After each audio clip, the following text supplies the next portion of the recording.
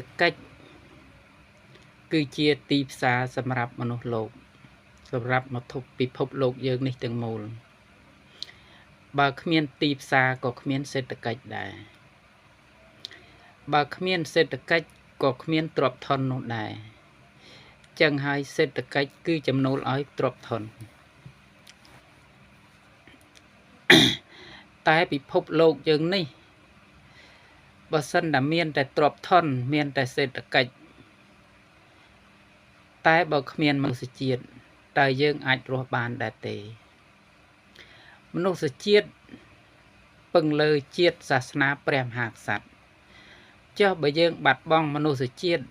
បាត់សាសនាបាត់ព្រះមហាក្សត្រតើយើងហៅជាមនុស្សជាតិដោយដូចម្ដេចជីវិតមនុស្សយើងម្នាក់កើតមកតែងតែចង់រស់រានមានជីវិតមានប្រទេសក្នុងការរស់នៅដោយសមរម្យជាមួយនឹងគេឯងផងដែរ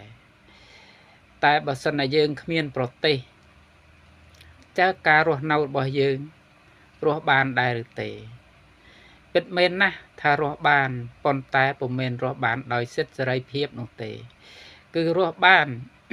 ដោយសេចក្តីវេទនានិងប្រឆាចពីសេចក្តីសុខស្វែងរកតែសេចក្តីទុក្ខមកដាក់នឹងខ្លួនតែប៉ុណ្ណោះចឹងហើយមនុស្សយើងម្នាក់រមែងតែងតែចង់បានជាមនុស្សជាតិជាប្រទេសជាតិ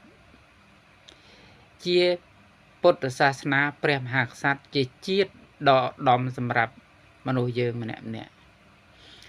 តែបើយើងមានជាតិសាសនាព្រះមហាក្សត្រទៅបានដោយសារតែកម្លាំងយើងសាមគ្គីគ្នាបានអាចការពារជាតិទៅបានតែបើសិនយើងមិនត្រូវរូវគ្នាក៏មិនអាចការពារជាតិយើងបានដែរប្រៀបធៀបដូចជាកងទ័ពនៅជួរមុខអញ្ចឹងដែរបើសិនតែមានតែកងទ័ពបើសិនតែគ្មានប្រជាជនតើកងទ័ពអាចរស់នៅដូចម្ដេចបាននេះហើយគឺជាជាតិមាតុភូមិរបស់យើងនេះហើយគឺភាពដែលយើងត្រូវរូវគ្នាយើងរួបរวมគ្នាយើងអ្នករួបរวมគ្នាបងប្អូននៅជួរមុខគាត់ជាអ្នកស្នេហាជាតិយើងជួយគ្នាដូចជួយប្រទេសជាតិយើងជួយប្រទេសជាតិដូចយើងជួយមាតុភូមិរបស់យើងទឹកដីនេះបានមក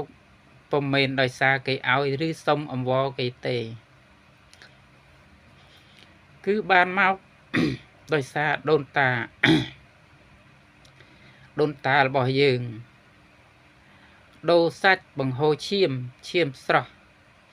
ជីវិតស្រស់ទៅដូរយកមកបានសល់ប៉ុណ្ណឹងនេះហើយគេជន់ជាតិរបស់យើងនេះហើយគឺជាប្រជាជាតិរបស់យើងនេះហើយគឺជាមាតុភូមិរបស់យើង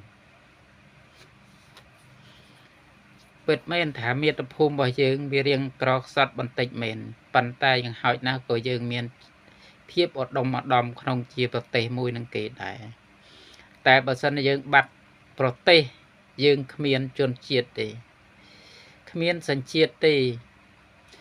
មានតែភាពបរាជ័យនិងវេទនាតែប៉ុណ្ណោះដូចអ្នកខ្លះគេបានទៅប្រទេសគេក៏គេថាគេមិនមែនជាជនជាតិខ្មែរទេសូម្បីតែម៉ែឪដូនតាវាជាខ្មែរវានិយាយក៏ខ្មែរជាភាសាខ្មែរតែវាថាមិនមែនជាជនជាតិខ្មែរទេចុះបើមិនមែនជាជនជាតិខ្មែរតើវានិយាយភាសាខ្មែរធ្វើអ្វីក្នុងពិភពលោកនេះភាសាខ្មែរមានតែប្រទេសខ្មែរមួយតែប៉ុណ្ណោះមិនដែលមានប្រទេសខ្មែរពី3ទេគន់តែប្រទេសខ្មែរយើងនេះវាហែកចែកជា2ជា3ជា4អញ្ចឹងទៅអ